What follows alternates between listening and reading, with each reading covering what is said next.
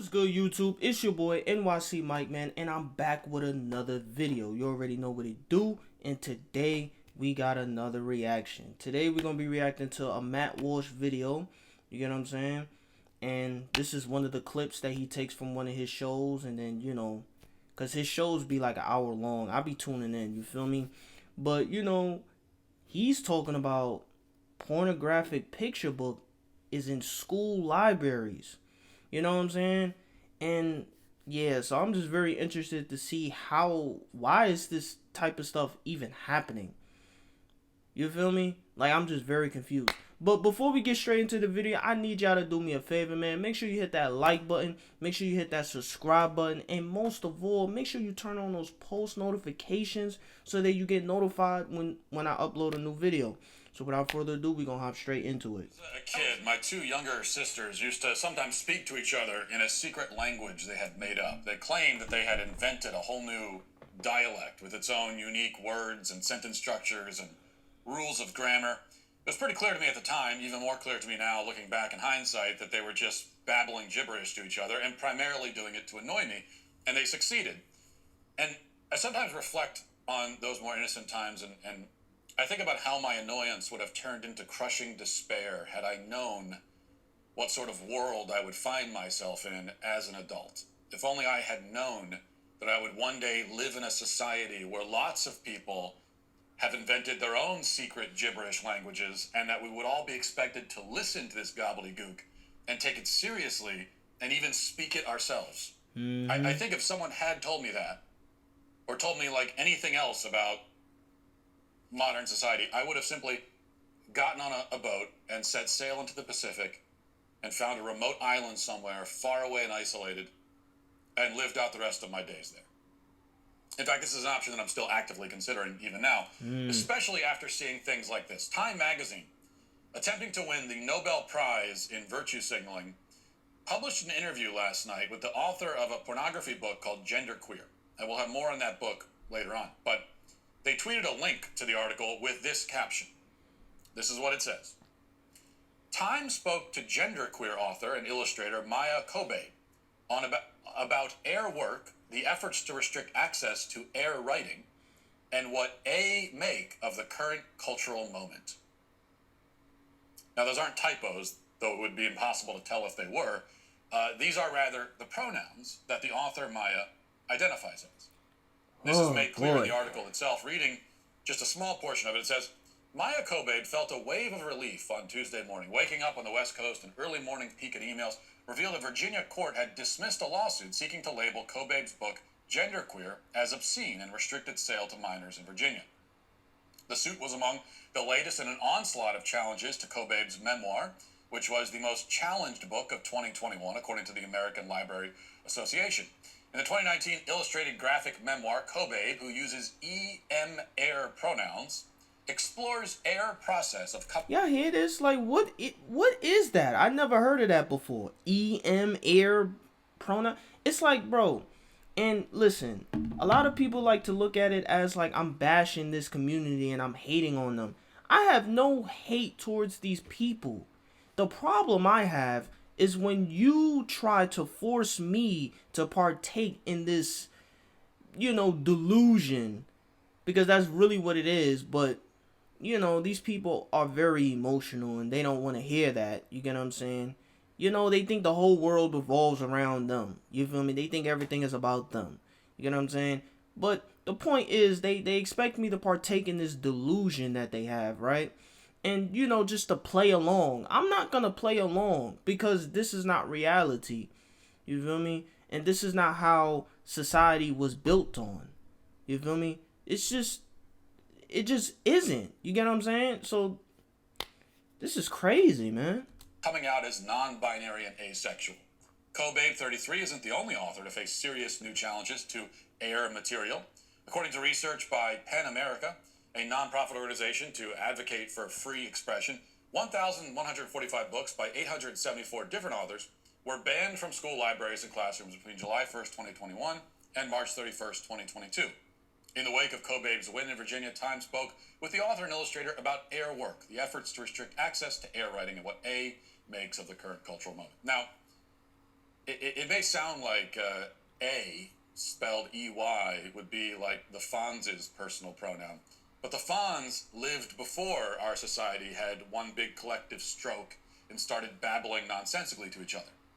These are rather non-binary pronouns, so-called neo-pronouns, which is to say that they are words Maya simply invented in her troubled head and now demands we all use in reference to her.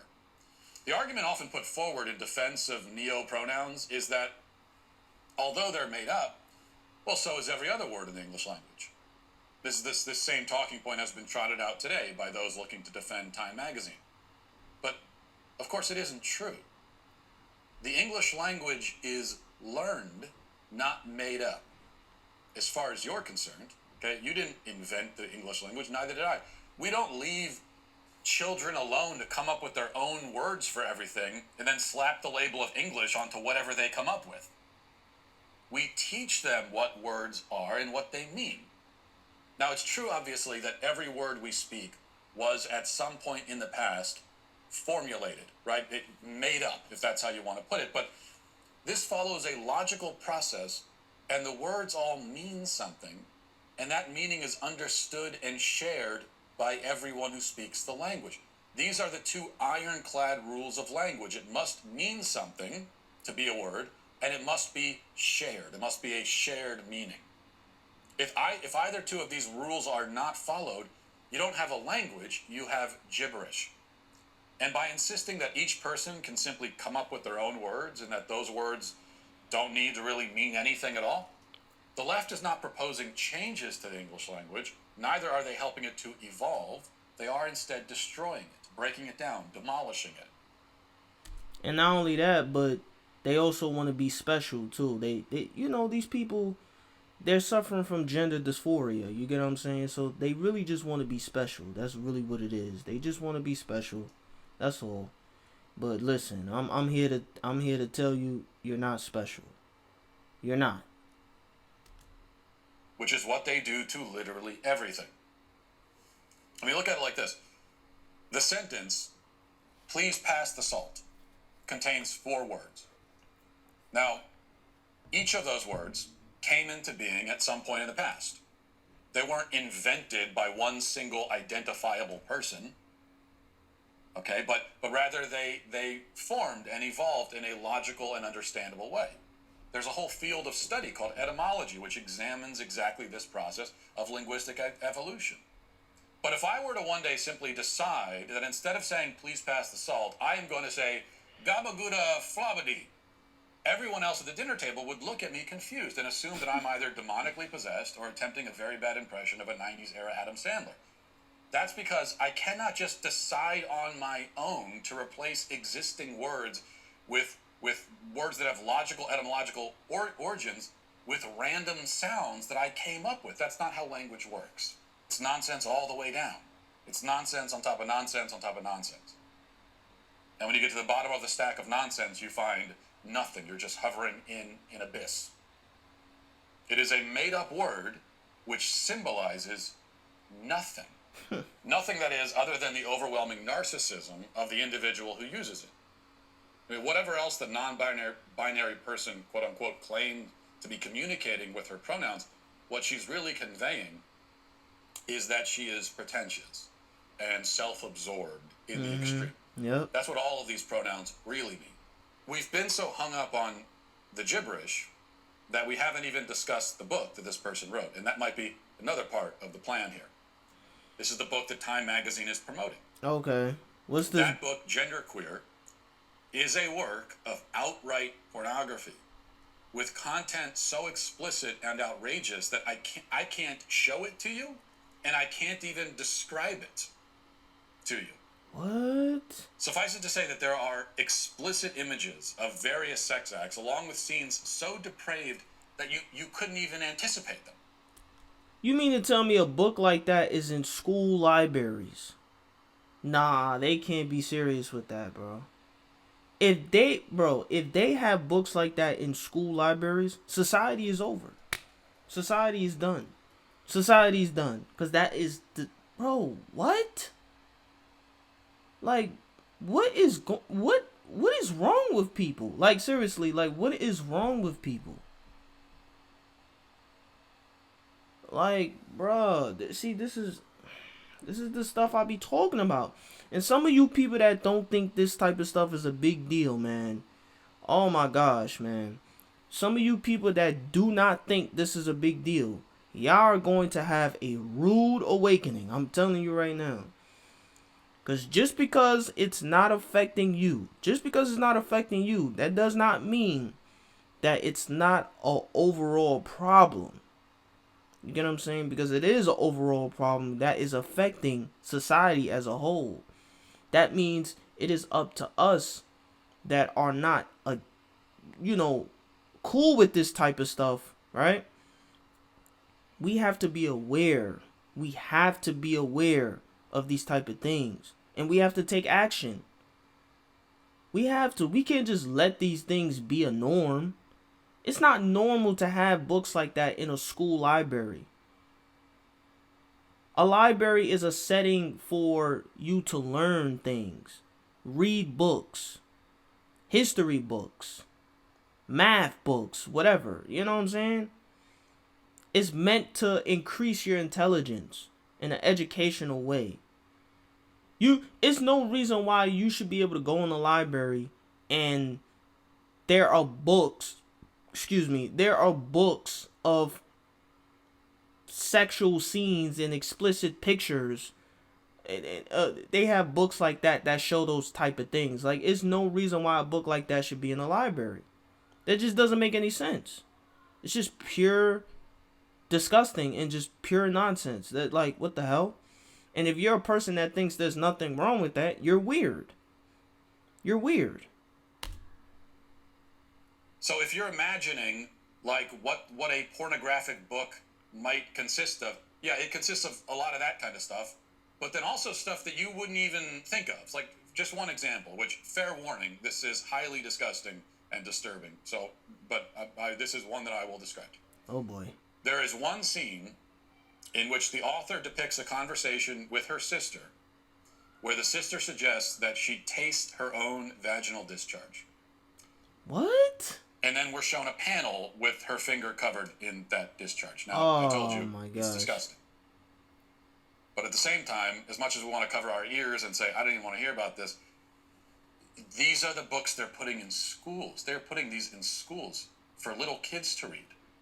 And what I just described to you is one of the less graphic moments of the book. It's one of the only moments I can even describe. Putting it in schools across the country for kids. No. And when normal, decent people object to this sort of content being used to educate children, the left cries out in horror, claiming censorship and fascism. If you don't want explicit pornography taught to your kid in school like it's literature, then you're a fascist. Now, all in all, I guess I'm a fascist then, because you really have to be a weirdo. Like you really have to be a weirdo. Like, something really has to be mentally wrong with you to think that it is okay to have a pornographic book in schools where little kids are able to see these things. You really have to, it really has to be a lot about you that we do not know about for you to be on that type of timing. Because that is not cool, man. That is not cool. And this is giving me more and more reason to homeschool my kids. When I have kids, this is literally giving me more reason as to why my kids should be homeschooled. Because if my kids are homeschooled, they won't have to deal with any of this stuff, man. They won't. They won't have to deal with none of that. For real, man. This whole story perfectly encapsulates our cultural moment, the entire thing. From the pronouns down to the book, right? Because it's inane nonsense on the surface. That's the en-air pronouns. Nonsense on the surface, and then when you look beneath the surface, what you find is vile, hideous, evil filth. Now, the good news, if we can call it good news, if there can be any good news, is that the nonsense is so nonsensical, and the hideous evil is so hideous and so evil that the left is forcing people to finally make a choice Like, there is no neutral ground anymore. That time is long since passed. Are you going to run around babbling absolute gibberish at the behest of narcissists intoxicated by the stench of their own farts? Are you going to do that? Are you willing to do that? Even if up until this moment you were the sort of person who said, I just want to be polite and I want to get along with people, and it doesn't hurt me if they want me to use the pronoun. Really? Yeah, I mean, it doesn't physically, actually, it would physically pain me to use those pronouns in a non-ironic way, but maybe it wouldn't physically hurt you. Yet, are you really going to do that? Are you going to keep a spreadsheet? Maybe carry a clipboard around with a spreadsheet, keeping track of all the gibberish words that each person that you know, each egomaniacal narcissist you know, demands you use, and before you refer to them or about them, refer to that clipboard. Are you going to do that? I'm not doing that. Are you going to tolerate literal pornography being taught I as don't got time for literature that. to children in I don't school? got time for that. I'm not doing that. Or are you going to finally draw the line and say no more? I've had it. Now that's what I'm gonna This is do. it. That's No. exactly what I'm gonna do.